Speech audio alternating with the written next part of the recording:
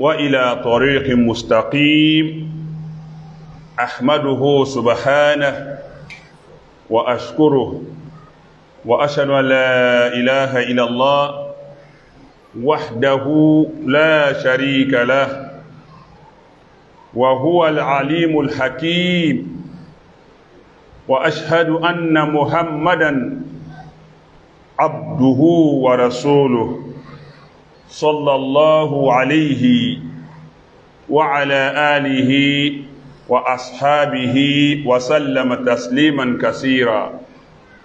يا عباد الله أوصيكم ونفسي بتقوى الله ولنتقي الله حيث قال سبحانه وتعالى يا أيها الذين آمنوا اتقوا الله حق تقاته ولا تموتن إلا وأنتم مسلمون.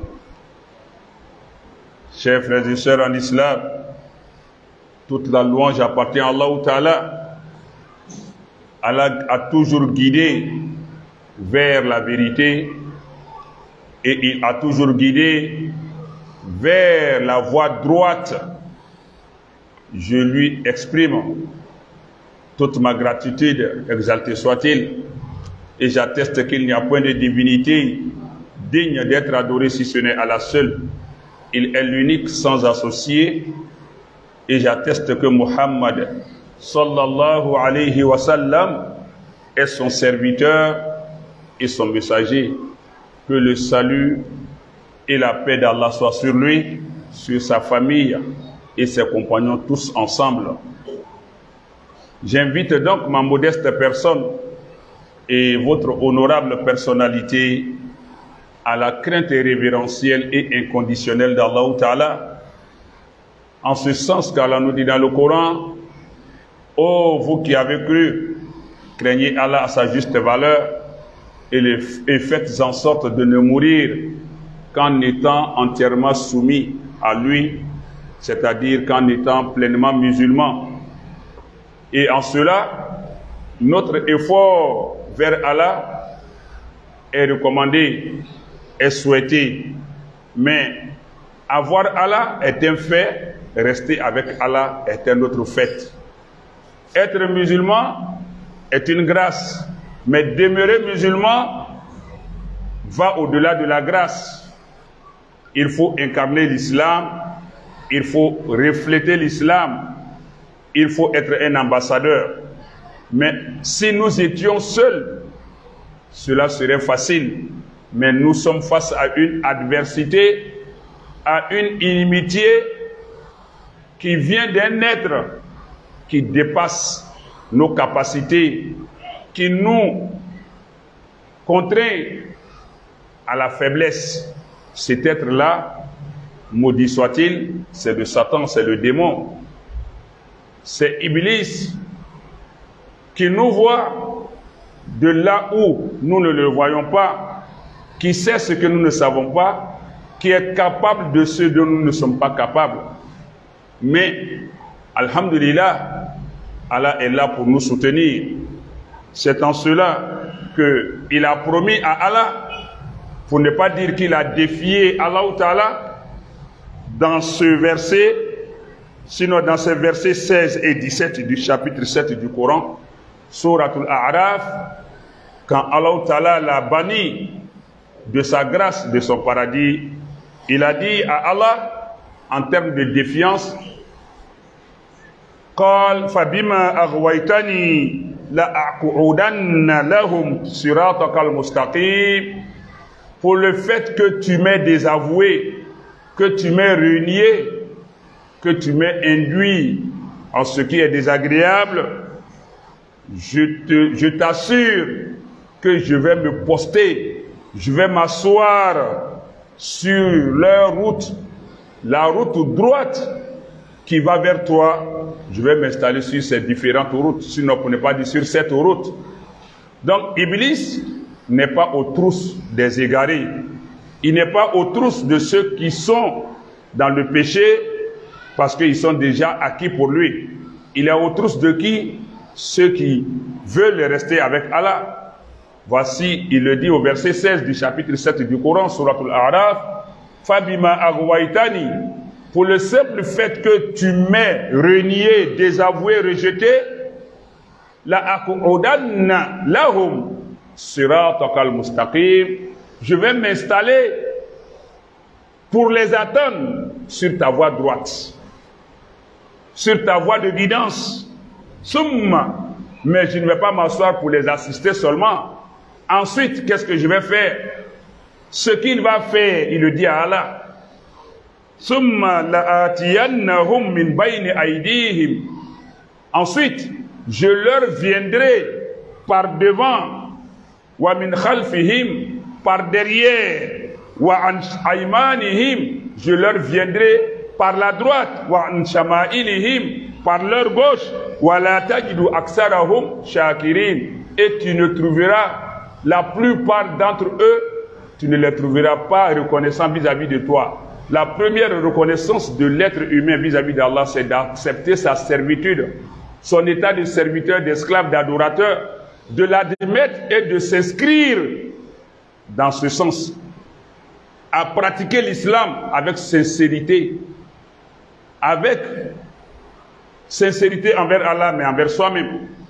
Et le shaitan ne nous permettra pas de nous réveiller pour faire la prière de Fajr, ni celle de Zour, ni celle de Asr, ni Maghrib, ni Isha. Le shaitan ne nous facilitera pas l'observance du jeûne, il ne nous facilitera pas l'abandon de la fornication, de l'adultère. Il ne nous permettra pas d'abandonner le mensonge, la délation, la médisance, la détraction, et j'en passe.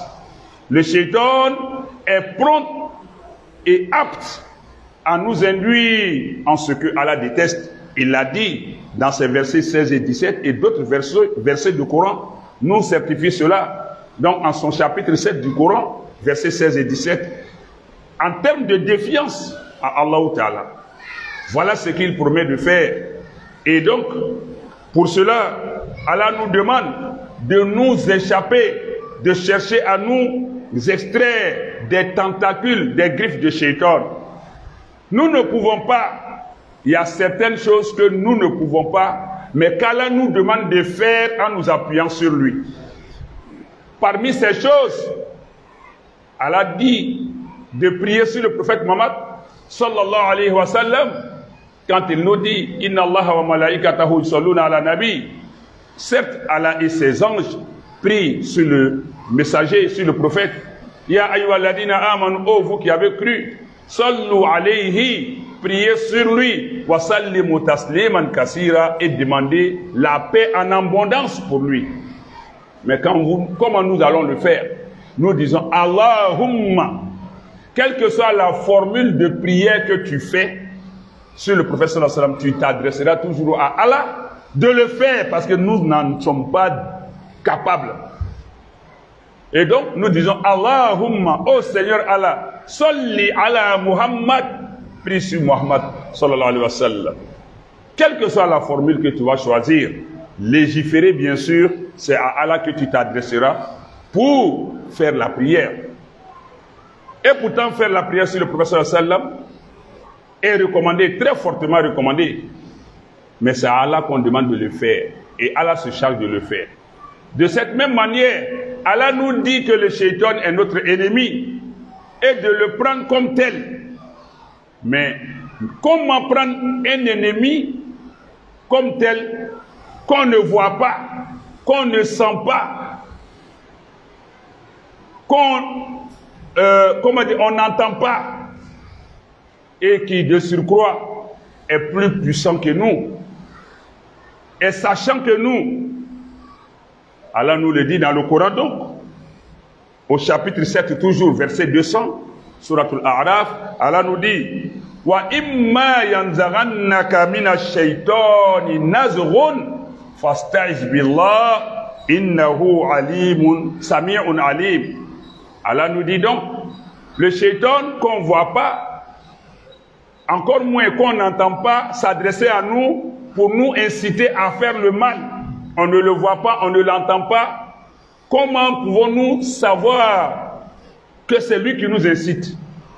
C'est par ses insufflations, ses injonctions, ses suggestions, ses inspirations.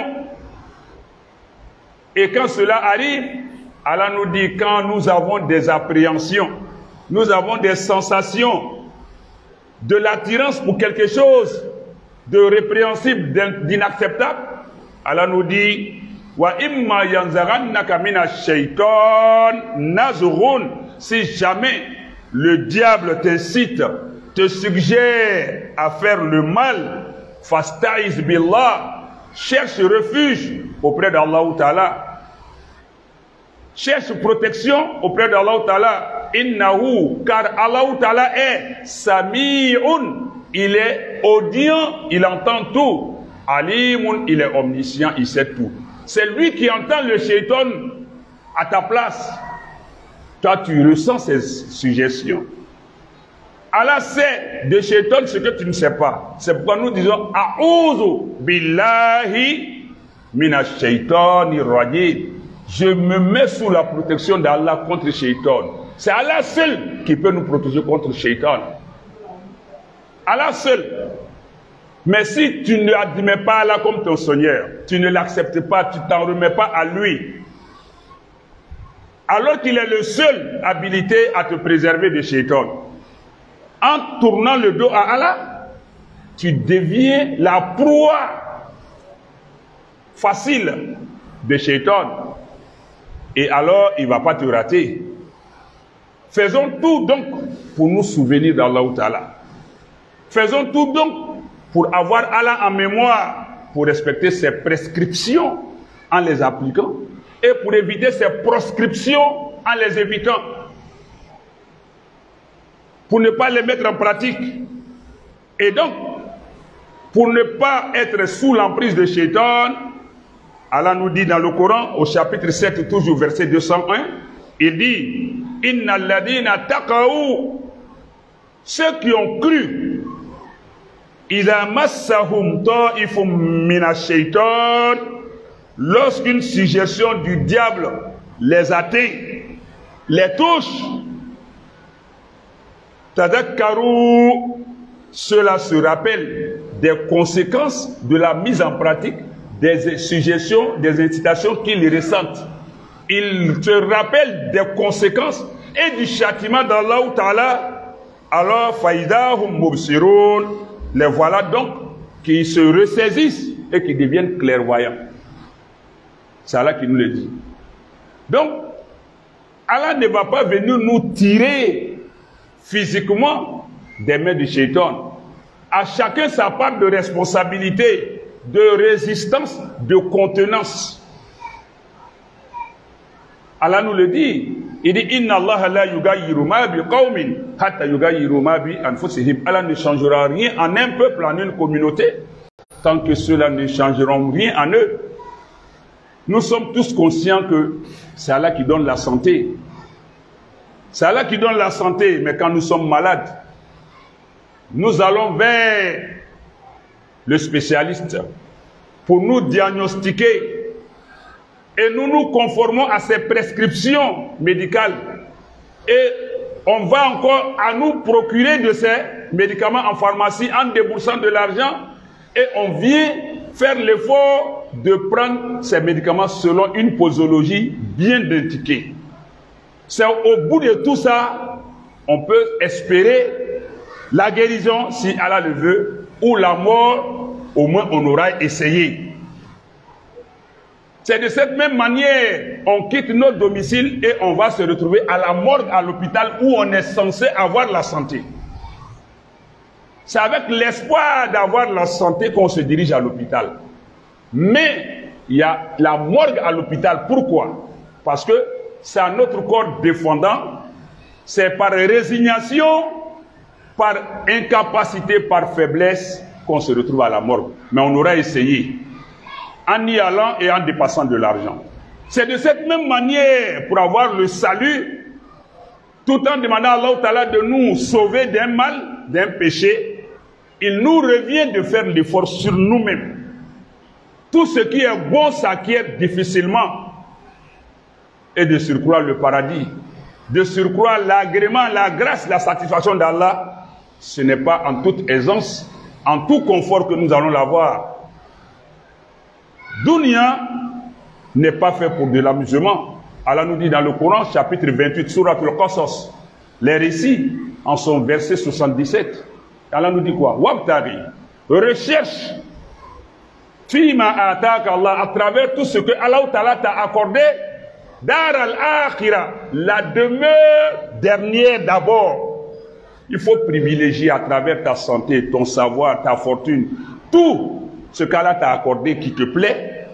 Mais Allah en priorité, recherche l'autre monde. Quand j'entends des gens dire on n'est pas venu ici pour chercher l'Ara, mais Allah dit ça au verset 77 du chapitre 28, quoi d'Allah? Donc tu contredis Allah. Dans son dunya qu'il a créé, face à ces créatures qu'il appelle à lui, et que toi tu veux te détourner de lui, ceux-là sont des alliés de Shaitan. Oui, le Shaitan nous rend courageux dans la défiance d'Allah. Le Shaitan, il nous rend audacieux. Mais une audace vide. Qu'on n'est pas venu ici pour chercher l'au-delà. Alors que le verset 77 du chapitre 28 te dit, ce n'est même pas dunya qu'il faut chercher d'abord. Wabtaghi fima ataka Allahu dar al-akhirah. Recherche fima, c'est tout ce que Allah peut donner à l'homme, a donné à l'homme comme grâce. Il y a enfant dedans. À travers tes enfants, recherche Allah. Il y a le savoir, il y a la santé, il y a les biens matériels, financiers, même nos relations interhumaines. Nous devons les mettre à profit pour tirer avantage sur demain. Il dit, Dar al-akhira, recherche d'abord là-bas. Maintenant, il termine le verset avec quoi? Wala tansa. Cependant, n'oublie pas, Nasiba Kamina Dunya, ta petite part dans ce monde. C'est Allah qui nous dit ça. Donc, on doit privilégier l'autre monde sur ici. Mais pour le faire, ça demande beaucoup de concessions, de sacrifices. L'islam ne nous interdit pas de jouir des délices de ce monde. L'islam ne nous interdit pas d'avoir de belles demeures, de beaux habits, de belles femmes, de beaux maris, de beaux enfants, de vivre dans le confort. Nulle part tu ne le verras. Mais il ne faut pas que ça soit une obsession. Que ce soit quelque chose qui focalise sur lequel nous devons focaliser notre attention. Le Shaitan veut nous détourner d'Allah, mais nous devons résister en nous appuyant sur Allah. Mais si nous nous détournons d'Allah, nous serons à la merci de Shaitan.